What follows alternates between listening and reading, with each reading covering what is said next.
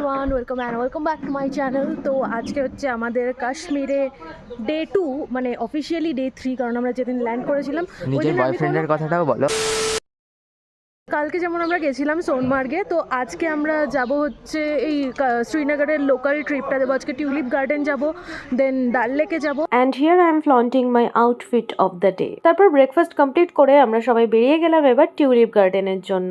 আর এই যে দেখো ডাল লেকের পাশ দিয়ে যাচ্ছি। ডাল লেকের মধ্যে শিকারাগুলো কি দারুণ অপূর্ব সুন্দর লাগছিল দেখতে। তারপর কার পার্কিং এর থেকে হেঁটে আমরা এখন যাচ্ছি টিউলিপ গার্ডেনের উদ্দেশ্যে। আর এই হচ্ছে সেই অতি প্রতীক্ষিত টিউলিপ গার্ডেন, যেটা দেখার জন্য স্পেশালি আমাদের এই সিজনে কাশ্মীরে আসা। কারণ টিউলিপ শুধুমাত্র মার্চের লাস্টের থেকে এপ্রিলের ফার্স্ট 1-2 সপ্তাহ অবধিই থাকে। তো এই জন্য এই টাইমে আমরা কাশ্মীর প্ল্যান করেছিলাম যাতে আমরা টিউলিপটা দেখতে পারি। It is looking like a garden itself. আর এই টিউলিপগুলো আমি যতই দেখছি মন আর ভরছিল না, মানে এতটাই সুন্দর, ছবির মতোই সুন্দর সত্যি। এত মিষ্টি মিষ্টি কালারের সবগুলো ছিল, দারুণ ছিল। মানে ক্যামেরার থেকে সামনে অফকোর্স অনেকটাই বেশি সুন্দর লাগছিল দেখতে।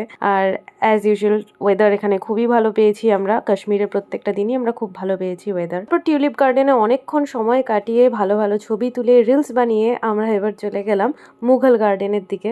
আর কি কি রিলস বানিয়েছি সব তোমাদের সাথে পরে শেয়ার করব। আর এটা হচ্ছে কাশ্মীরের মুঘল গার্ডেন, যেটা শ্রীনগরের একদম মেইন সিটির ওপরই রয়েছে।